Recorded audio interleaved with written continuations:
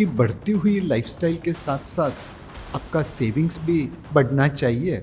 आप 1,000 रुपये कमा रहे हैं तो 20% सेविंग क्यों, और प्रति साल 50,000 रुपये ऐड करते रहते हैं। सोचिए कितना बड़ा गैप हो जाता है। आपको आपके गोल के अनुसार और सेविंग्स के अनुसार निवेश करना चाहिए।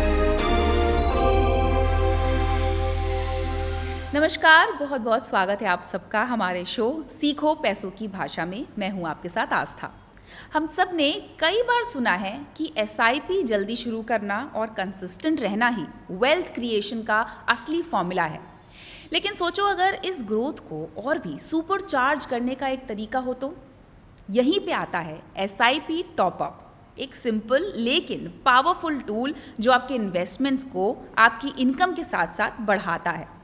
आज हम समझेंगे कैसे छोटी छोटी एसआईपी टॉपअप्स की वजह से लॉन्ग टर्म में बड़े गेन्स मिल सकते हैं। और इस स्मार्ट स्ट्रैटेजी को और अच्छे से समझाने के लिए हमारे साथ हैं कोटक म्यूचुअल फंड के एमडी मिस्टर नीलेश शाह, जो शेयर करेंगे अपने वैल्यूएबल इनसाइट्स। तो चलिए शुरू करते हैं। नीलेश जी, एक बार फिर से बहुत बहुत स्वागत है आपका। Thank you Aastha for having me here. Nilesh ji, शुरुआत करते हैं सिंपल से सवाल के साथ कि एसआईपी टॉपअप्स एग्जैक्टली ये होते क्या हैं और किस तरह काम करते हैं। सो आस्था, जब आप कॉलेज में थी तो हो सकता है स्कूटी चला रही होगी, फिर थोड़ा पैसा बनना चालू हुआ तो गाड़ी खरीद ली। अब आगे जाके आप एसयूवी खरीदेंगे। तो ज़िंदगी के हर मकाम पे आप अपने आप को अपग्रेड करती रहती हैं। एसआईपी भी बस, एसआईपी टॉपअप भी बस वही अपग्रेड है। जब आपकी इनकम छोटी है, कम है, तो आप छोटे अमाउंट से शुरुआत करते हैं। फिर इनकम बढ़ती है, सेविंग्स बढ़ता है, तो आप एसआईपी का अमाउंट बढ़ाते हैं। आपकी बढ़ती हुई लाइफस्टाइल के साथ साथ आपका सेविंग्स भी बढ़ना चाहिए, बस उसी को एसआईपी टॉपअप कहते हैं। बेसिकली कि इग्निशन का काम करते हैं आपकी गाड़ी को थोड़ा और एक्स्ट्रा धक्का लगाने के लिए, ताकि जल्दी वो गाड़ी आपकी अपने डेस्टिनेशन अपने तक मकाम पे पहुंच जाए। सो रेगुलर एसआईपीज के मुकाबले ये एसआईपी टॉपअप्स एक इन्वेस्टर को अपने लॉन्ग टर्म गोल्स तक पहुंचने में किस तरह मदद करते हैं, जल्दी पहुंचने में और हेल्दी तरीके से पहुंचने में। सो मैं एक निवेशक से मिला था, वो एसआईपी के ऊपर काफ़ी भरोसा करते थे और उन्होंने अपने म्यूचुअल फंड डिस्ट्रीब्यूटर के जरिए कुछ 10-15 हज़ार रुपये की एसआईपी चालू की थी। बट उनके जो ख्वाब थे, उनके जो गोल्स थे, वो बहुत बड़े थे। उन्हें हॉलिडे होम भी खरीदना था, जल्दी से रिटायर भी होना था, फाइनेंशियल सिक्योरिटी चाहिए थी, दुनिया भी देखनी थी।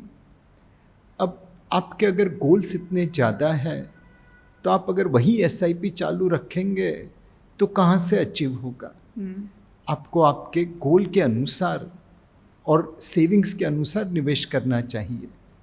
जब मैं उनके साथ बैठा और उन्हें समझाया कि सर, आपकी इनकम तो प्रति साल बढ़ रही है, बट पिछले 6 साल से आपने एसआईपी की अमाउंट नहीं बढ़ाई है। जो भी पैसा आ रहा है आप उसको खर्चा कर रहे हो, तो फिर आपके गोल्स कैसे अचीव होंगे। और उन्हें समझ में आ गया कि एसआईपी टॉपअप करना भी ज़रूरी है। जब आप 100 रुपया कमाते हैं और 20 रुपये की एसआईपी करते हैं तो 20% सेविंग हुई। 1,000 रुपया कमाते हैं और 20% सेविंग करनी है तो 200 रुपये की एसआईपी करनी पड़ेगी। दैट मीन्स 180 रुपये की आपको एसआईपी टॉपअप करना है।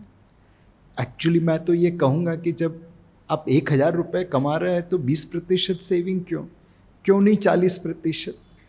तो 400 रुपये की एसआईपी करनी है तो आपकी टॉपअप 380 रुपये की हो गई। जैसे जैसे आमदनी बढ़ती है वैसे वैसे आपका सेविंग्स बढ़ना चाहिए, और उसी सेविंग्स को सही तरीके से निवेश करने के लिए आप एसआईपी टॉपअप देख सकते हैं। बिल्कुल, आपने यहाँ पे प्रतिशत की बात की और आपने कहा कि जिस तरह से आपकी सेविंग्स इनकम बढ़े उस तरह से आप उसका टॉपअप बढ़ाइए एसआईपी का। तो कोई ऐसी रिकमेंडेड परसेंटेज या कोई मेथड है कि हमें इतना परसेंटेज ही एसआईपी टॉपअप लेना चाहिए, कितना फ्रीक्वेंटली लेना चाहिए, किस तरीके से लेना चाहिए, या लालच बुरी बला है कि एक बार में खूब सारा कर दिया और फिर उतना जितना आप एक्सपेक्ट कर रहे थे उसका मिला नहीं रिजल्ट। सो आस्था, अगर आप डाइट करती है तो कोई डाइटिशियन कहेगा कि आप परहेज़ कर लीजिए जंक फूड से। और कोई कहेगा कि नहीं भाई, एक दिन चिट डे रखना, बाकी 6 दिन संभाल के रहना। Baby steps.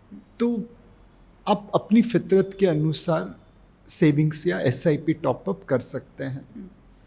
सारा पैसा बचत करना उचित नहीं है, बिकॉज अल्टीमेटली पैसों का खर्चा होना वो भी ज़रूरी है, और सारा खर्चा करना भी उचित नहीं है। तो हर आदमी को अपनी फितरत के अनुसार, अपने फिनेंशियल गोल के अनुसार सेविंग्स करना चाहिए। बट एक थंब रूल है कि जैसे जैसे आपकी इनकम बढ़ती है, वैसे वैसे आपका सेविंग्स आइदर एब्सोल्यूट अमाउंट में या परसेंटेज अमाउंट में बढ़ना चाहिए, कम नहीं होना चाहिए। करेक्ट। इन्वेस्टिंग का फ़ायदा भी तभी है और आप अपने गोल्स तक ऑफ कोर्स तभी पहुंच पाएंगे। तो नीलेश जी, आपकी पर्सनल एक्सपीरियंस में कोई ऐसा एग्जाम्पल आप कोट कर सकते हैं जहां एसआईपी टॉपअप्स की वजह से खासकर आपने नोटिसेबल फ़र्क देखा हो, जिसे आप लोगों को एज एन एग्जाम्पल समझाना चाहें? सो लेट्स से आस्था, एक प्रोफेशनल जब सैलरीड एम्प्लॉई होता है या एंटरप्रेन्योर होता है, तो उनके माता पिता हमेशा यही कहेंगे कि बेटा एक पब्लिक प्रोविडेंट फंड खोल देना और उसमें जितना पैसा डाल सकते हैं आप डालना। पहले तकरीबन 60,000 रुपये तक की लिमिट थी, अब 1.5 लाख रुपए की लिमिट है। अब पीपीएफ में 1.5 लाख रुपए डालते रहते प्रति साल, तो पिछले 25 सालों में कुल मिला के 37.5 लाख निवेश होता, और वो आज तकरीबन 8% टैक्स फ्री ग्रो होके 1.25 करोड़ के आसपास बनता। अगर यही चीज़ आप इक्विटी लिंक सेविंग स्कीम में करते, वही 1.5 लाख रुपया, तो 37.5 लाख 4.4 करोड़ रुपया बन जाता टैक्सेबल। चलो 12.5% टैक्स भी निकाल दीजिए, मोटा मोटा 4 करोड़ रहेगा अगेंस्ट 1.25 करोड़। सेम निवेश पीपीएफ की जगह पे आपने ईएलएसएस कर दिया, गैप हो गया ऑलमोस्ट 3 करोड़ रुपए का। 37.5 लाख रुपये के ऊपर 3 करोड़ का डिफरेंस।